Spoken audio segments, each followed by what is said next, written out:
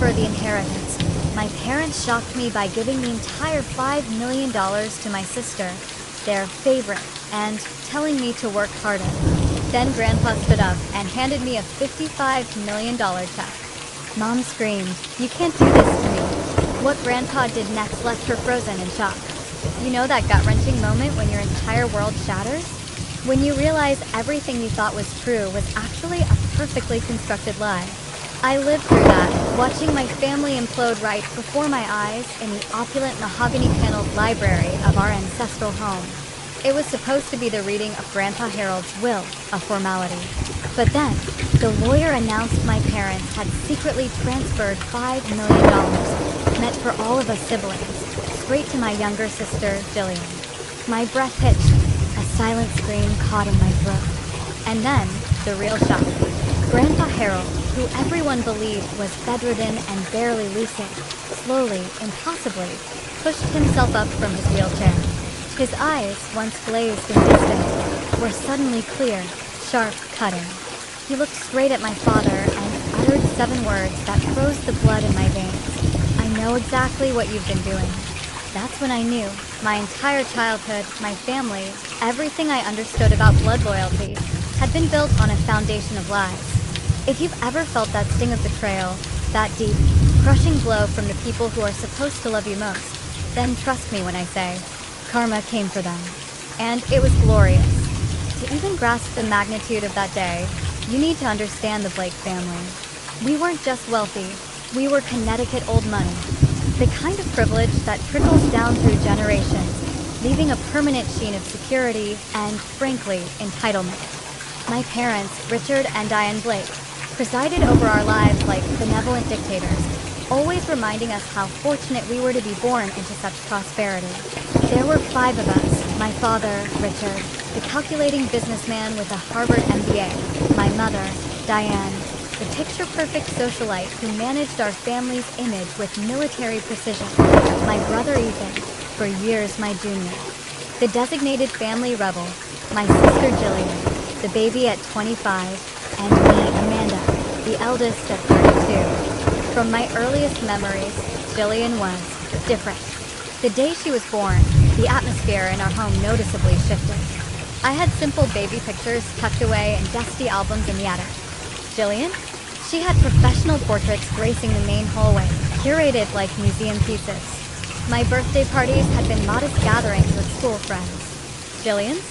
Extravagant affairs with petting zoos and professional entertainers. This pattern, this stark, undeniable favoritism, just continued as we grew older. Jillian has your father's business instinct. My mother would too, even though Jillian showed zero interest in anything beyond social media trends and shopping. She was given everything, praised for nothing. Meanwhile, I was working my butt off. I graduated summa cum laude. I actively pursued business courses, all with the unwavering hope of joining Blake Real Estate Holdings, the company my grandfather, Harold, had built from absolutely nothing. Grandpa Harold was my refuge, while my parents dutifully attended Ethan's rock band performances, mostly out of obligation, and Jillian's ballet recitals. With genuine, sickening enthusiasm, Grandpa Harold would be front row at my debate competitions, my business school presentations. He saw something in me that my parents seemed determined to ignore, or perhaps actively suppress. "You remind me of myself at your age," he once told me, as we walked the sprawling grounds of Lakeview Manor, our family estate overlooking the Connecticut shoreline. "You've got the hunger to build something, Amanda, not just inherit it." Grandpa Harold's story was legendary.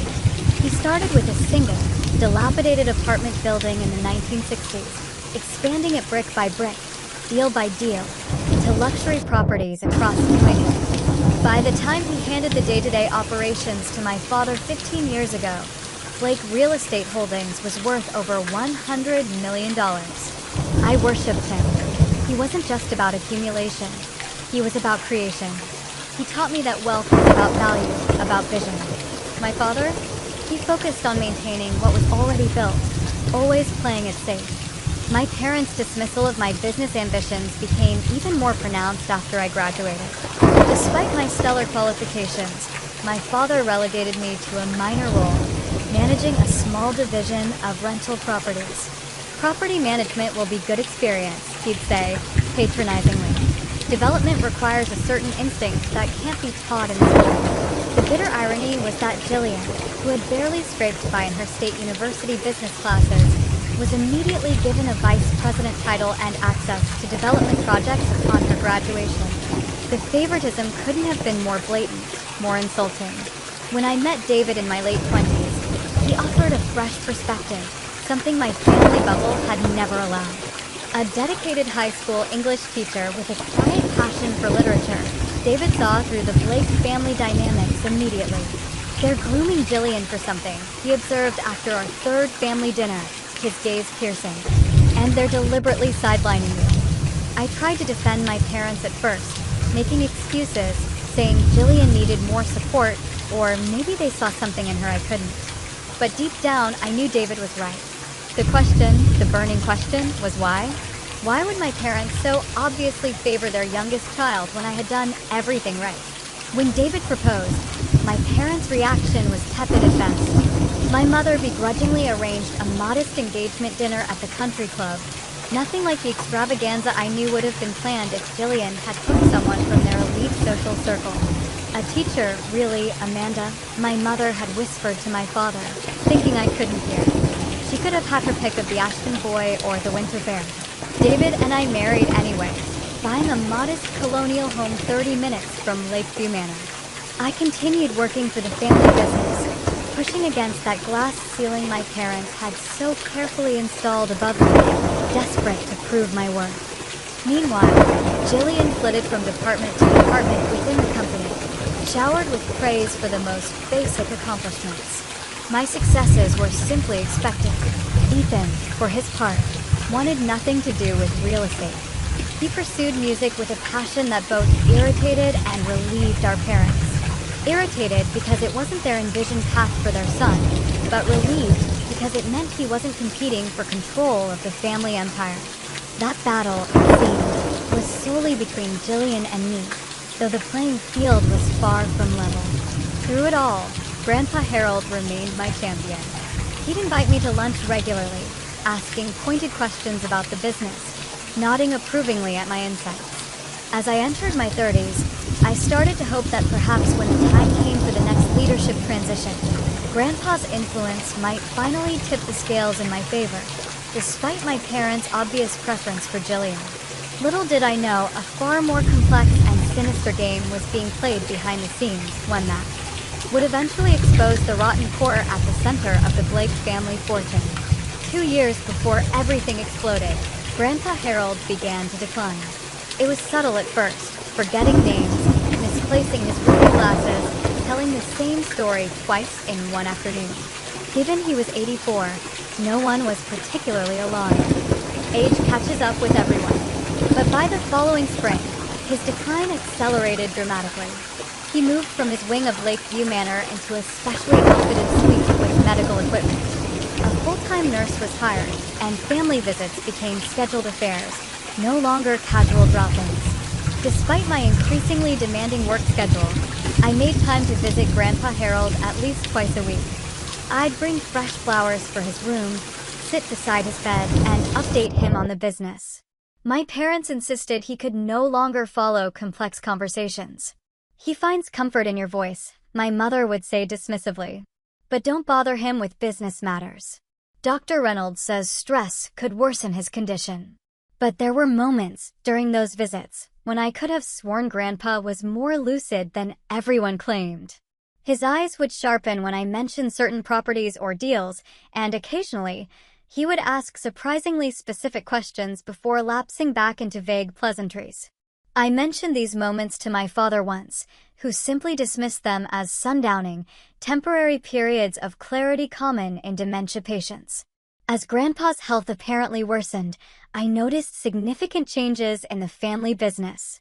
My father began restructuring departments, moving trusted, long-term employees to different positions, and bringing in new executives from outside the company, something the Blakes had rarely, if ever, done.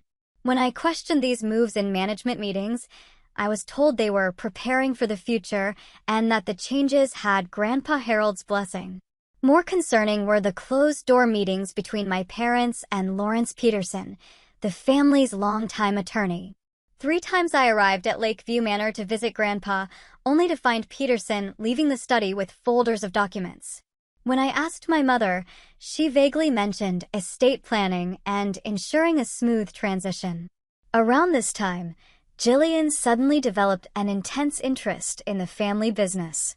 After years of treating her VP title as little more than an excuse for a corner office and a company credit card, she began attending every meeting, taking notes, and spending time with the financial officers. The transformation was jarring. "I've realized how important Grandpa's legacy is," she told me over lunch one day, her voice dripping with false sincerity. "Dad's been mentoring me privately. He says I have a natural talent for the big picture stuff." I tried discussing my growing concerns with Ethan during one of his rare visits home from Los Angeles, where he was still trying to get his band signed. "Something feels off about all of this," I said, as we shared a bottle of wine on the terrace of my home. "Dad's making major company changes without proper consultation. Jillian's suddenly acting like she's in line for the throne. And they're limiting access to Grandpa Harold." Ethan just shrugged, twirling his wine glass. "You're being paranoid, Mandy. Dad's always been a control freak, and Jillian's just trying to impress them as usual. As for Grandpa, he's old and sick. It sucks, but it's not some conspiracy." But my suspicions continued to grow, especially after I accidentally discovered some documents in my father's office while searching for quarterly reports. I hadn't meant to snoop, but the folder labeled Succession Planning, Confidential, was sitting open on his desk. Inside were draft documents transferring significant assets from Grandpa Harold's personal holdings directly to Jillian, bypassing both Ethan and me completely. When my father found me looking at the documents, his face flushed with anger. "Those are private family matters, Amanda," he snapped, snatching the folder from my hands. "Private family matters that apparently don't include me," I countered, my voice shakier than I intended. "Your grandfather and I have made decisions based on what's best for the company's future," he said coldly. "Not everyone has the right temperament for wealth management." The conversation ended there, but the tension between us grew. In the following months, I began documenting everything I observed: changes in company structure, unusual financial movements, the timing of my parents' meetings with Peterson. David thought I was becoming obsessive, but something deep in my gut told me that what was happening wasn't right. The last Christmas, before the will reading, was particularly strange. We gathered at Lakeview Manor as always, with Grandpa Harold brought downstairs for the traditional gift exchange. He seemed particularly foggy that evening, barely recognizing Ethan and calling Jillian by my name several times. Yet, when everyone else was occupied with dessert, I could have sworn I saw him watching my father with an expression that looked nothing like confusion. It looked like calculation. As we were leaving that night, Jillian pulled me aside with unusual sisterly affection. "You should really start thinking about your future beyond Blake Holdings," she said, squeezing my arm. "You and David could move anywhere with your business degree. Haven't you ever wanted to try something completely different?" The warning couldn't have been clearer. They were planning to push me out, and they wanted me to go quietly. Little did they know that the actual reading of Grandpa Harold's would upend all their careful plans in ways none of us could have imagined.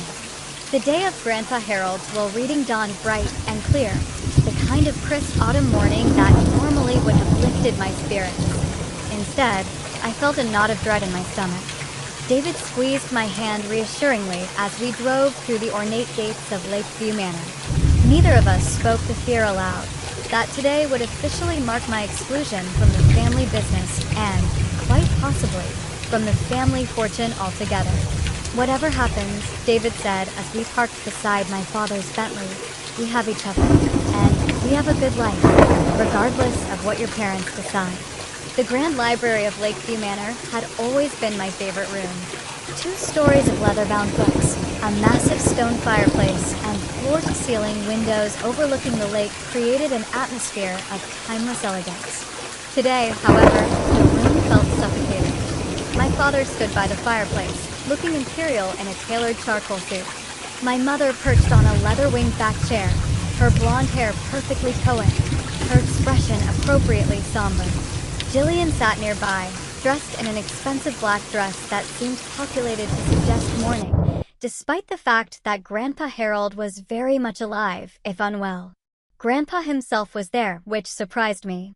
Wheeled in by his nurse, he sat slumped in a specialized wheelchair, a plaid blanket across his knees, despite the warmth of the room. His once commanding presence had diminished so drastically that it made my heart ache. He barely seemed to register the significance of the gathering. Ethan arrived last, looking uncomfortable in a suit that didn't quite fit his musician's frame. He gave me a quick hug before taking a seat as far from our parents as the seating arrangement allowed. Lawrence Peterson cleared his throat and adjusted his wire-rimmed glasses. Thank you all for gathering today. As you know, Harold has decided, given his health situation, to execute certain aspects of his estate plan now rather than waiting. He believes this will ensure a smoother transition and allow him to see his wishes fulfilled during his lifetime. Peterson began reading through standard legal provisions, executor appointments, tax considerations, charitable bequests to Harold's favorite organizations. I listened intently, my stomach churning, waiting for the details that would impact the family business. Regarding Blake Real Estate Holdings, Peterson continued. Harold has already transferred operational control to Richard, as you all know. However, ownership shares were to be distributed upon Harold's passing according to the following percentages: 40% to Richard, 20% to Amanda, 20% to Ethan, and 20% to Jillian. My heart lifted slightly at the word were. At least Grandpa had initially intended for US to share equally in the business. A glimmer of hope. However, Peterson said, adjusting his glasses again, as part of Harold's revised estate plan, executed 3 months ago when he transferred power of attorney to Richard, a significant distribution has already taken place. Peterson lifted a document from his portfolio.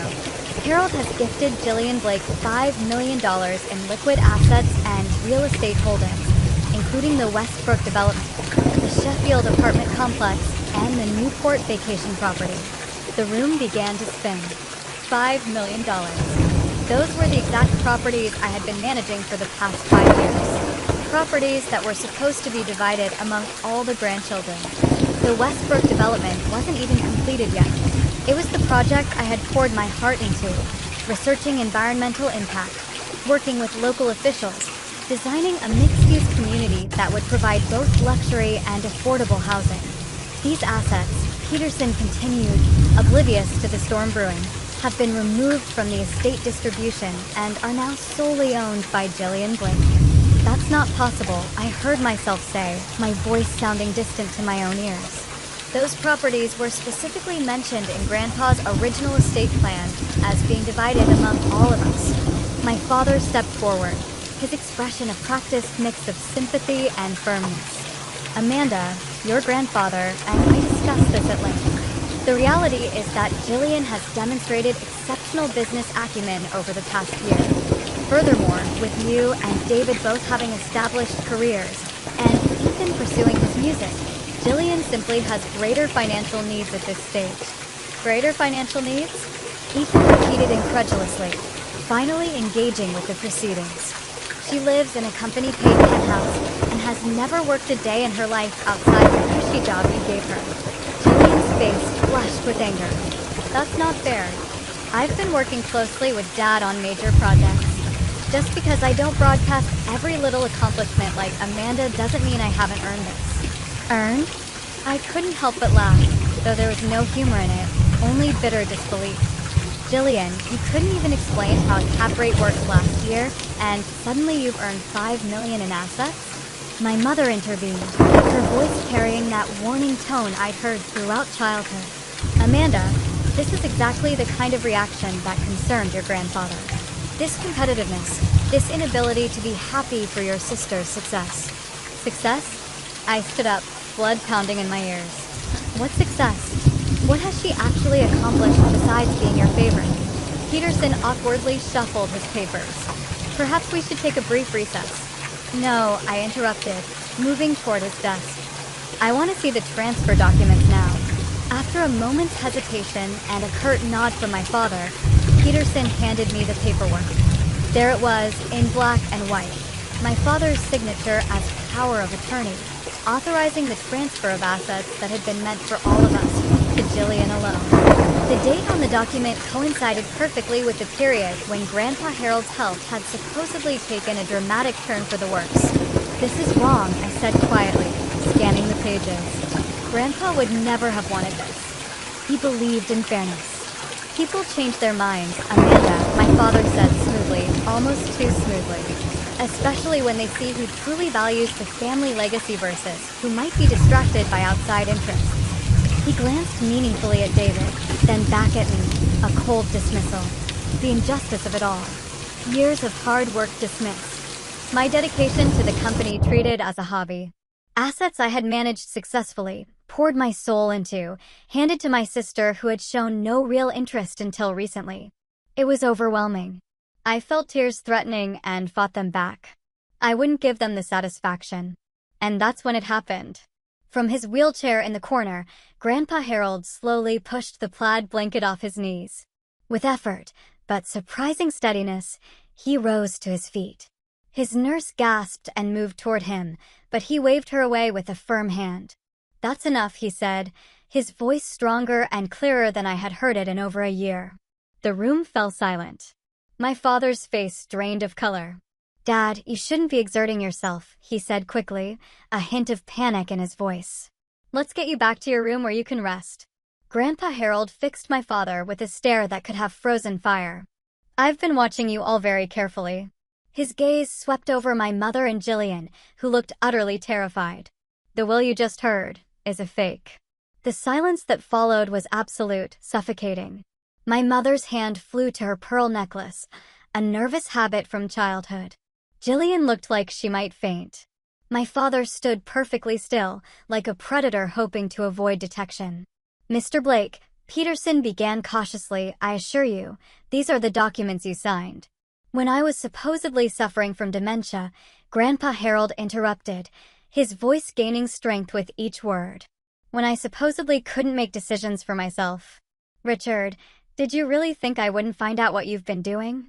My father started to speak, but Grandpa Harold raised his hand, cutting him off. "Save it.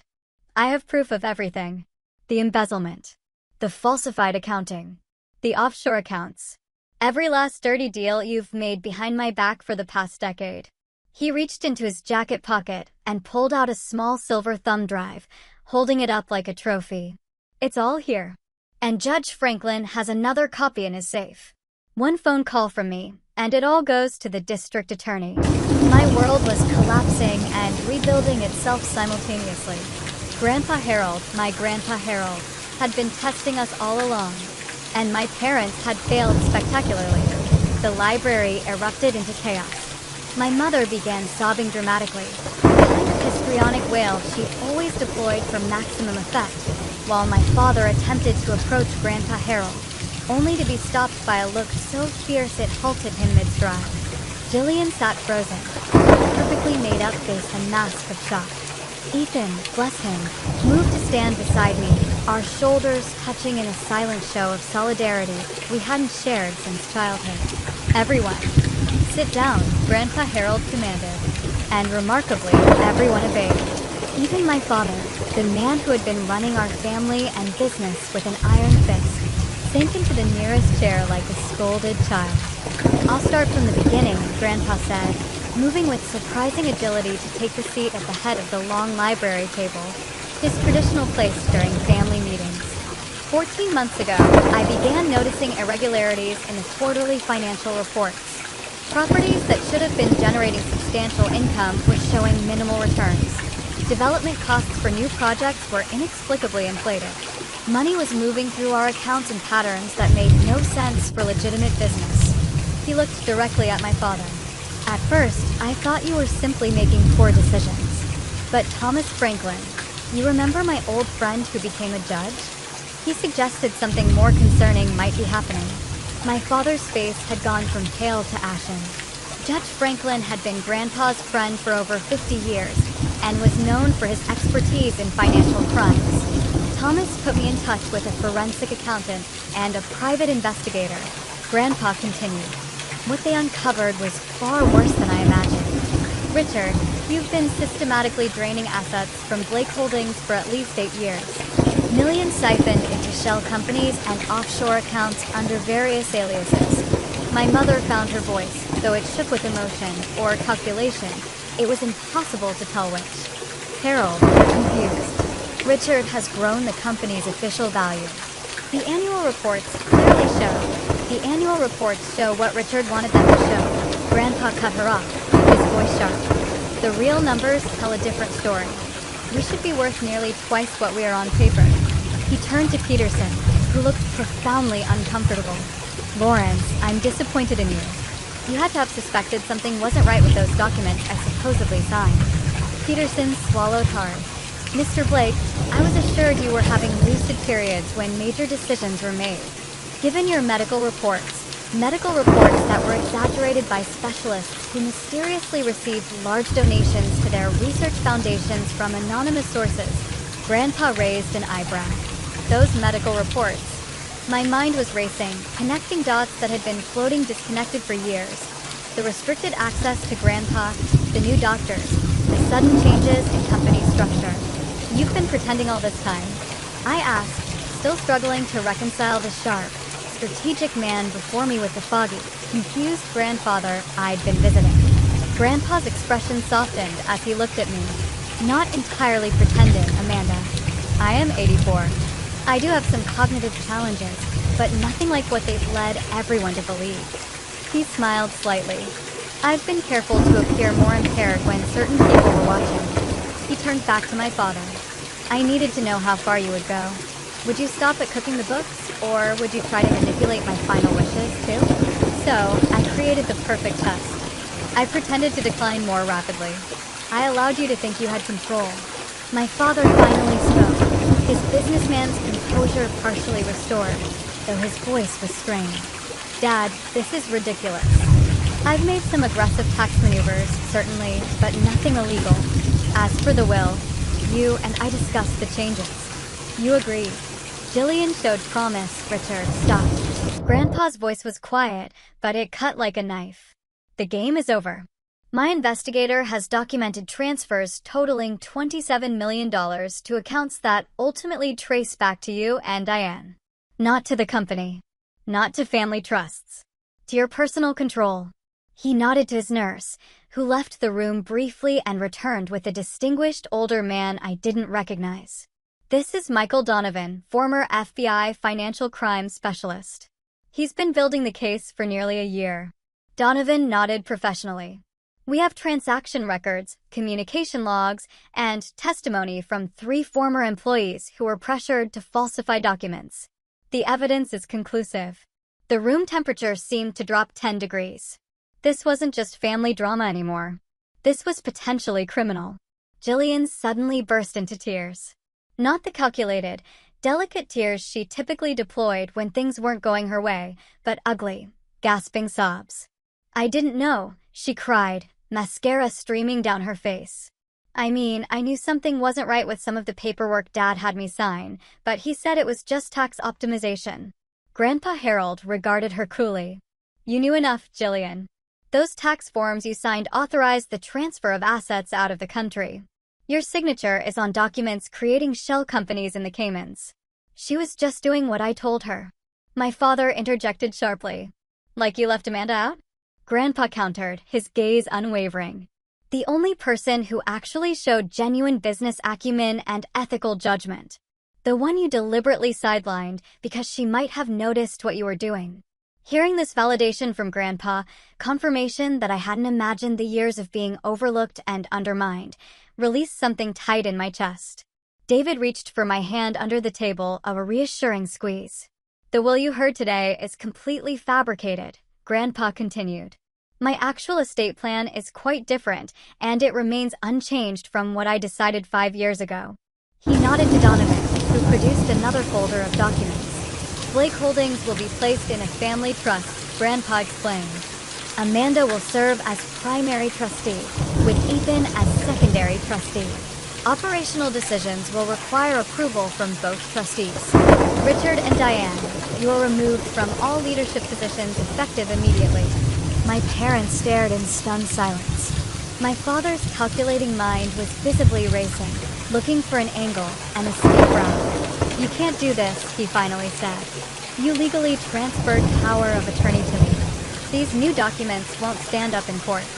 Power of attorney obtained through fraud and misrepresentation of my mental capacity?" Grandpa smiled thinly. "Judge Franklin has already reviewed the evidence. The medical assessment I underwent last week, without your knowledge, confirms I am fully competent to make these decisions." He turned to me and Ethan. "There's one more thing you should know, and it may be the hardest truth of all." He took a deep breath. "Richard is not my biological son." The silence that followed Grandpa Harold's announcement was deafening. My father sat completely still, his face unreadable. My mother looked away, studying her manicured nails as if they held the secrets of the universe. "What are you talking about?" Ethan finally asked, his voice unusually quiet. Grandpa Harold's expression held decades of contained pain. "Your grandmother, Eleanor, and I had been married for 3 years without conceiving a child. We were going through testing to determine the cause when she suddenly announced she was pregnant. I was overjoyed, never questioning the timing." He paused, his gaze distant with memory. "It was only after Eleanor died of cancer, when Richard was 17, that I found her journals. She had had a brief affair with my business partner, Charles Whitmore. Richard was the result." My father's jaw tightened, but he remained silent. "I made the decision to keep this knowledge to myself," Grandpa continued. "Richard had already lost his mother. I couldn't bear to tell him I wasn't his biological father, especially since I had raised him and loved him as my own from the moment he was born."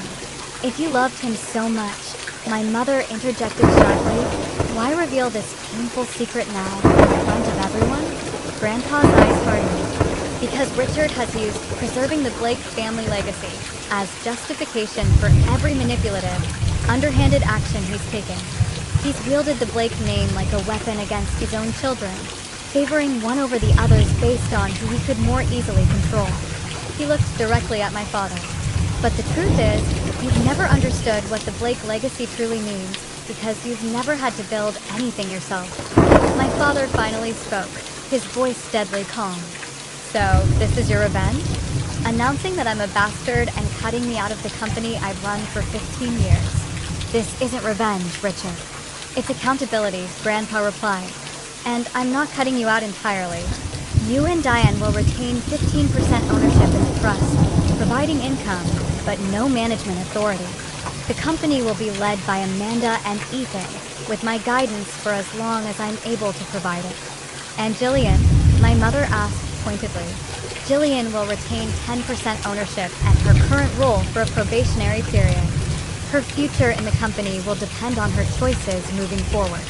Jillian wiped her tears, looking uncertainly between our parents and Grandpa Harold. "This is preposterous," my father declared, standing abruptly. "I'll contest this in court. I'll expose your mental decline." "Please do," Grandpa interrupted calmly. "And I'll ensure the district attorney receives the complete file on your financial crimes. How do you think the Westbrook investors will react when they learn their money was partially diverted to your personal accounts in Grand Cayman?" The threat hung in the air, its implications unmistakable. My father, for perhaps the first time in his adult life, had no counter-move. "We're going home to discuss our options," my mother announced, gathering her purse with trembling hands. "Jillian, come with us." Jillian hesitated, looking between our parents and Grandpa Harold. "Jillian," my mother repeated sharply. After a moment's hesitation, Jillian followed our parents from the room. The heavy library door closed behind them with a sound like the period at the end of a complicated sentence. The dinner that evening was possibly the most excruciating experience of my life. Grandpa Harold had insisted we all stay at Lakeview Manor to begin the transition process, as he called it. My parents and Jillian arrived last to the dining room, having apparently spent the afternoon in intense private discussion. The massive oak table that could seat 24 comfortably now felt both too large for our small group and too confining to contain the tension radiating between us. We ate in near silence, the only sounds the clink of silverware against fine china and the occasional direction to pass the salt or wine. Ethan kept shooting me questioning glances across the table, clearly as uncomfortable as I was. After the main course had been cleared, Grandpa Harold spoke. "Tomorrow morning, we'll meet with the board to announce the leadership changes. Amanda, I'd like you to prepare a brief statement about your vision for the company moving forward." My father's knife clattered against his dessert plate. "This is still precipitous, Dad. The board has worked with me for years. They won't simply accept Amanda stepping in without question. They will when they understand the alternative is a public scandal and potential criminal charges," Grandpa replied evenly. "Most of them have their own investments tied up in Blake Holdings. They'll choose stability and discretion." Later that evening, Ethan found me in the garden gazebo, where I'd retreated to call David and process the day's revelations. He sat beside me on the cushioned bench, looking up at the stars visible through the gazebo's glass ceiling. "So," he said after a moment, "apparently, we're business partners now." Despite everything, I laughed. "Apparently. I know nothing about real estate development," he admitted. "You know more than you think," I replied. "And you have good instincts about people, which is half the battle." I turned to look at him. "Are you okay with all of this? You've always been clear about wanting your own path." Ethan was quiet for a moment. "I think I'm actually relieved. Music will always be my passion, but I've been struggling in LA. Too many talented people, not enough opportunities." He shrugged. "Maybe this is the universe telling me it's time for a different approach. I can still make music while helping with the family business. Co-trustees, huh?" Grandpa was smart to structure it that way. Neither of us can make major decisions alone. Checks and balances, I agree. Something our parents never allowed. The following morning, Grandpa Harold invited me to his private study, a room I hadn't been permitted to enter for months. Unlike the imposing library, this space was intimate and personal, with worn leather chairs and walls lined with family photographs rather than leather-bound legal tomes. He unlocked an antique cabinet and removed a weathered photo album I'd never seen before. As we sat together on his small sofa, he began showing me images from the early days of Blake Holdings. Construction sites, ribbon-cutting ceremonies, handshake deals captured in fading color. "Your grandmother Eleanor was my heart," he said softly, pointing to a beautiful woman with a warm smile standing beside him in front of their first major development. "When I discovered her affair after her death, it nearly destroyed me. Not just the betrayal, but the fact that she'd taken the truth to her grave." "Is that why you and Dad always seemed strained? Even before the financial issues?" I asked. Grandpa nodded slowly. "I tried not to let it affect how I treated him, but perhaps some part of me was always looking for Eleanor's betrayal in Richard's face. And Richard, he always sensed something was missing between us, though he never knew why." He turned the page to reveal photos of my father as a young man, graduating from college, joining the family business. I should have told him the truth when he was old enough to understand. Secrets like this poison families across generations. Like the secret that my parents have been embezzling from the company? I asked, unable to keep the bitterness from my voice. "Yes," Grandpa acknowledged, "though I suspect that particular crime has a simpler motivation. Your father has expensive tastes, and your mother's family lost their money 2 generations ago. Her social status has always depended entirely on the Blake fortune." He closed the album gently. "But there's something else you need to understand, Amanda. Richard isn't biologically a Blake, but he is my son in every way that matters. I raised him, taught him, loved him.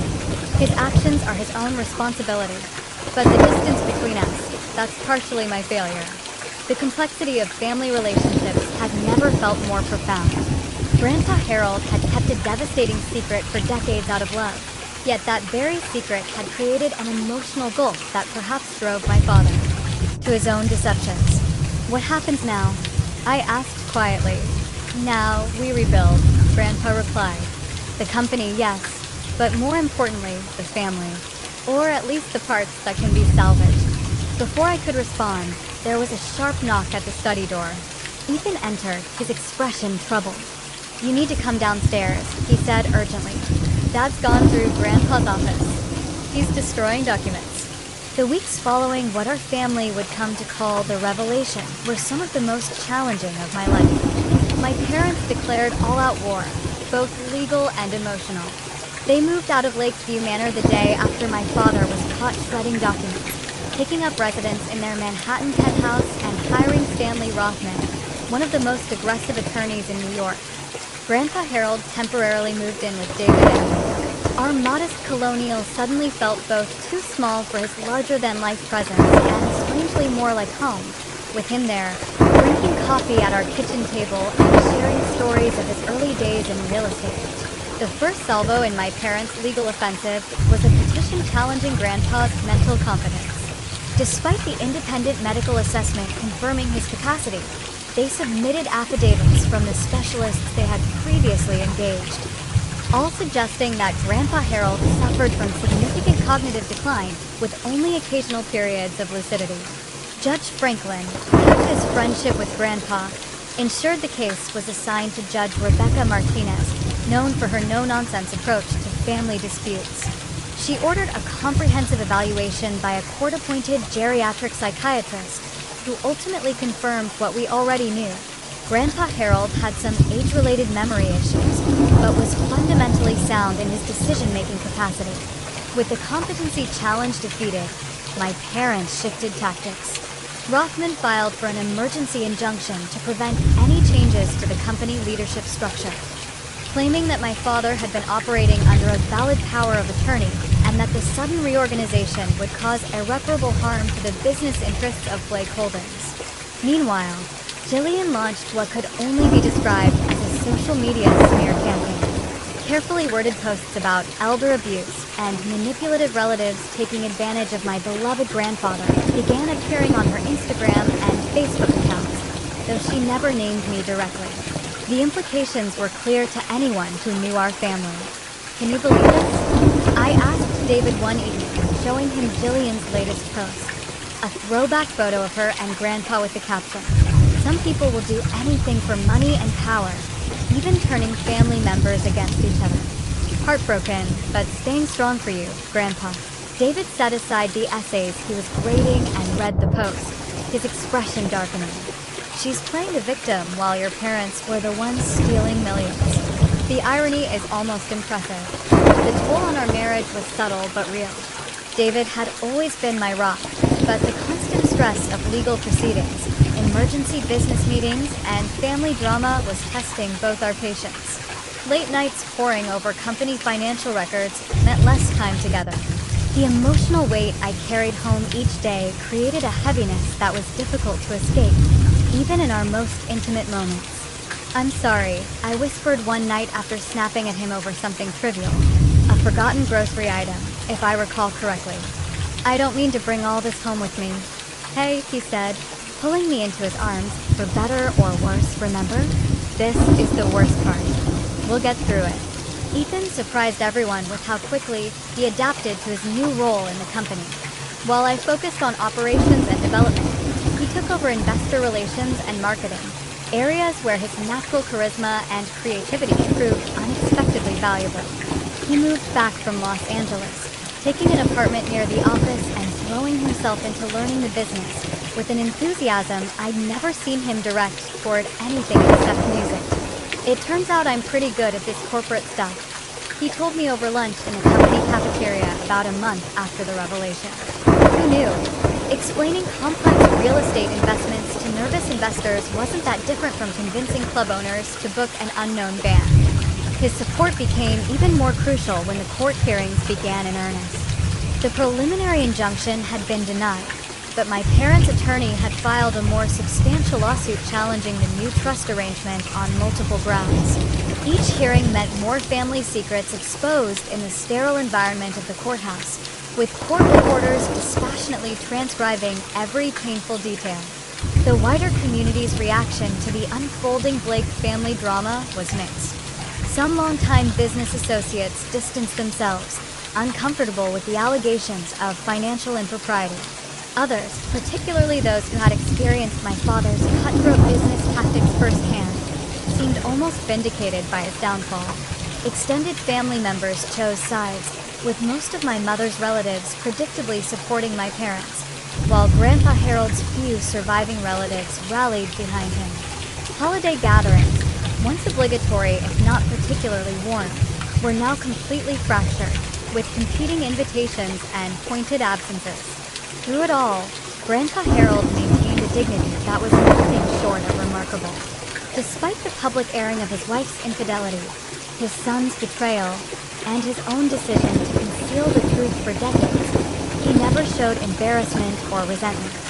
He testified when required, answered questions honestly, and refused to engage in the kind of emotional mudslinging my parents had embraced. The truth doesn't need embellishment or defensive anger, he told me one evening, as we reviewed case documents at my dining room table. It simply needs to be stated clearly and consistently. About 6 weeks into the legal proceedings, I was working late at the office when I received a text from an unknown number. It was a photo of a diary page in my mother's distinctive handwriting, dated nearly 30 years earlier. Harold cornered me today about the Westlake project numbers.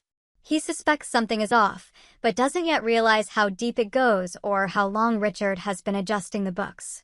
I convinced him it was an accounting error. He trusts me still, though less than before.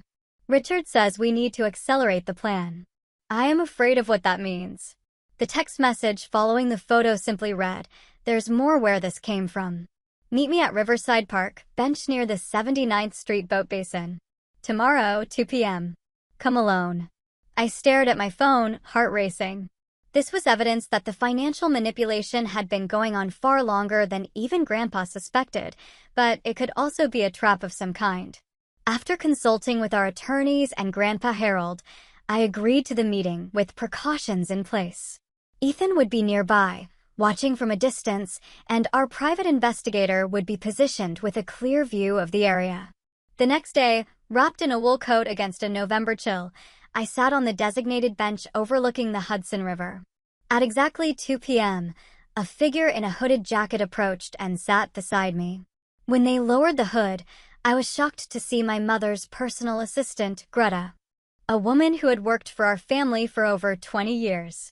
"I don't have much time," she said, her German accent more pronounced than usual, suggesting intense stress. "Your mother would fire me immediately if she knew I was here." "Why are you doing this?" I asked. Greta looked out at the water, her profile sharp against the gray sky. "I have respected your Grandpa Harold for many years. What your parents are doing, it's not right. I've watched, said nothing, for too long."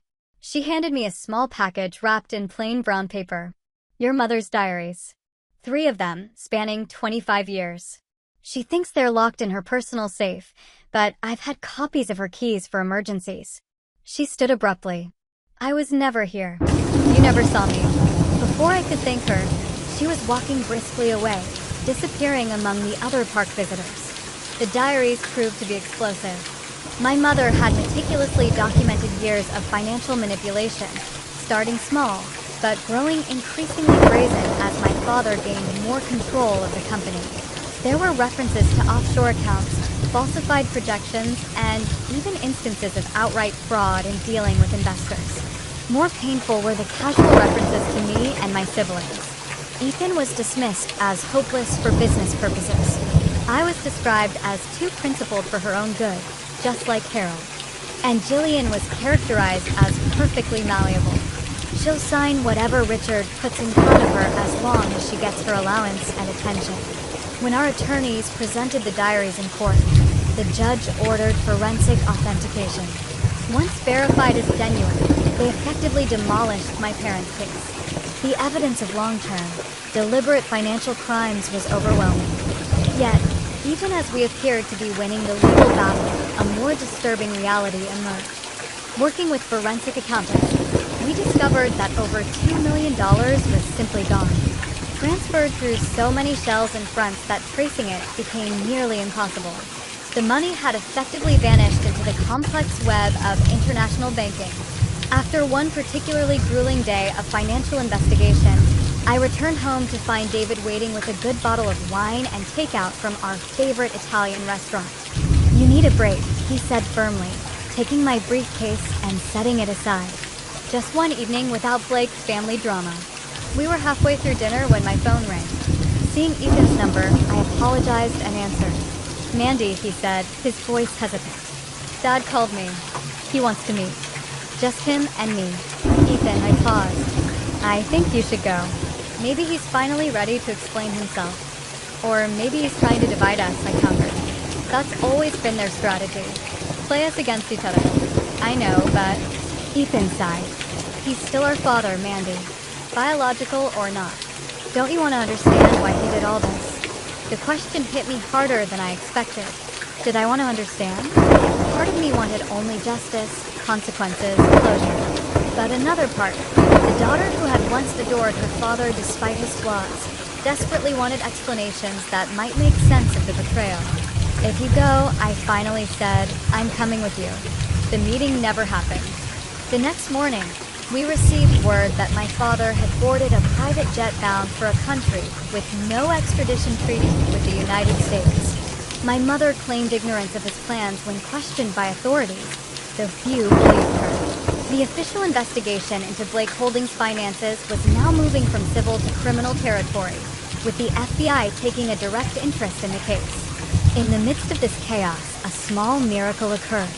Amid a routine doctor's appointment, I discovered I was 8 weeks pregnant. David and I had been trying for nearly a year, and the timing seemed both terrible and perfect.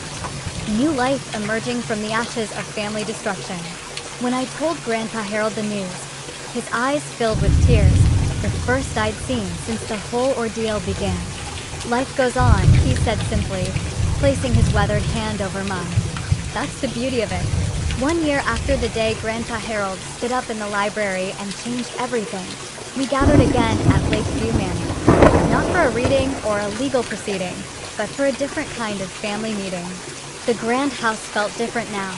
We'd removed some of the more ostentatious artwork my mother had favored and opened up rooms that had long been closed off, letting light into spaces that had been shadowed for years. My father remained abroad, reportedly living in a villa in a country known for harboring wealthy fugitives. The FBI had frozen many of his known assets, but we all suspected he had planned his escape carefully, with resources hidden where they couldn't be easily traced. My mother had negotiated a settlement with prosecutors, agreeing to cooperate in exchange for avoiding jail time. She now lived in a modest apartment in Boston, all pretense of social prominence abandoned. The most surprising transformation had been Jillian's. After initially siding with our parents, she had experienced what appeared to be a genuine crisis of conscience. When federal investigators showed her the actual documents she had signed, papers that implicated her in potential felonies, the reality of her situation finally penetrated the protective bubble our parents had created around her. "I didn't understand what I was doing," she told me tearfully during a difficult conversation 6 months earlier. "Dad always said it was just aggressive tax planning, that everyone in our position did the same things." "You're 30 years old, Jillian," I had responded, not unkindly but firmly. "At some point, you have to take responsibility for your own choices." That conversation had marked the beginning of a tentative reconciliation. Jillian had entered therapy, moved out of the luxury apartment our parents had provided, and taken a legitimate position in the company's charitable foundation, work that seemed to genuinely engage her talents and interests. Now, as we sat around the dining table, Grandpa Harold at the head, with Ethan, Jillian, David, and me arranged around him, there was a sense of cautious optimism that would have been unimaginable a year earlier. My son, Jacob, just 3 months old, slept peacefully in a bassinet beside my chair. His presence, a constant reminder of life's continuity despite upheaval. "I've asked you all here because I've made a decision about Lakeview Manor," Grandpa Harold announced once we had finished our meal. "I'm selling it." The statement, delivered without preamble, stunned us all into silence. "But this is the family home," Jillian protested. "It's been in the Blake family for 3 generations. "Exactly," Grandpa nodded. "And it carries the weight of 3 generations of secrets, lies, and unhappiness. This house shaped all of us, and not always for the better." He looked around the table, his gaze lingering on each of us. The Blake legacy isn't this house, or even the company. It's what we build together moving forward. And I think we need fresh ground to build on. Over dessert, he unveiled architectural plans for 3 adjacent properties on a beautiful piece of land overlooking the same lake, but from the opposite shore. 3 homes, one for Grandpa Harold, one for David and me and our growing family, and one for Ethan, who had recently become engaged to a brilliant environmental lawyer he'd met through the company's sustainable development initiatives. What about me? Jillian asked quietly when she noticed there were only 3 homes planned. Grandpa Harold regarded her thoughtfully. That depends on you, Jillian. Your probationary period with the foundation ends next month. The reports I've received suggest you've found your calling there. If you choose to stay with the family and continue your current path, we'll build a 4th home. Or perhaps you'd prefer your own space elsewhere. The choice is yours. Jillian nodded slowly, tears welling in her eyes. I'd like to stay close to Jacob, she said softly.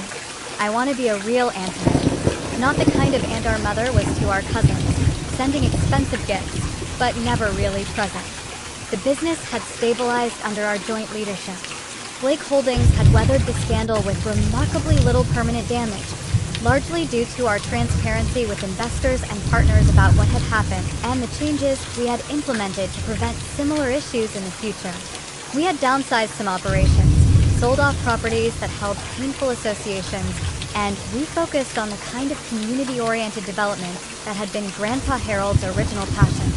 Ethan had found unexpected fulfillment in his business role, though he still played music on weekends at a local jazz club. David had continued teaching, but had reduced his schedule to be more present for Jacob and to support me through the ongoing transitions. And I had discovered strengths I never knew I possessed. An ability to make difficult decisions, to lead through crisis, to rebuild what had been broken.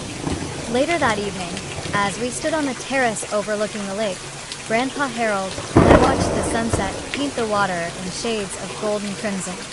Do you regret it? I asked him, revealing everything. It would have been easier to let it go, to preserve the family image. He considered the question, his weathered hands resting on the stone balustrade. Easier in the short term, perhaps. But secrets don't disappear.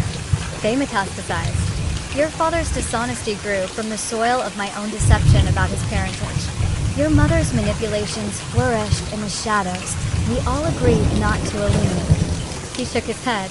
No, Amanda. Truth is always worth the pain it causes. He glanced back at the house, where David was showing Ethan how to properly hold Jacob. Besides, look what has emerged from the wreckage. Something authentic. Something with a foundation built on honesty rather than appearances. The following spring, we broke ground on the new properties. The ceremony was simple, just the 5 of us and Jacob, now crawling and babbling excitedly. Jillian had earned her place in the family circle, her work with the foundation showing genuine promise, and her relationship with Ethan and me healing slowly. Grandpa Harold insisted we each turn a shovel full of earth, including Jacob, whose tiny hands I guided around the handle of a miniature shovel. New foundations, Grandpa said, watching his great-grandson with evident joy. That's what matters in the end. As I look back on the incredible journey our family has taken, from betrayal to redemption, I often wonder, has karma ever delivered a perfect moment of truth in your family? Whether it was a dramatic confrontation like ours or a quiet realization, I'd love to hear your stories in the comments below. Family may be complicated, messy even, but as my grandfather taught me, truth is always worth fighting for, even when it hurts. Thank you for listening to my journey. Your support means everything as I continue building my new legacy, based on honesty rather than appearances. Take care.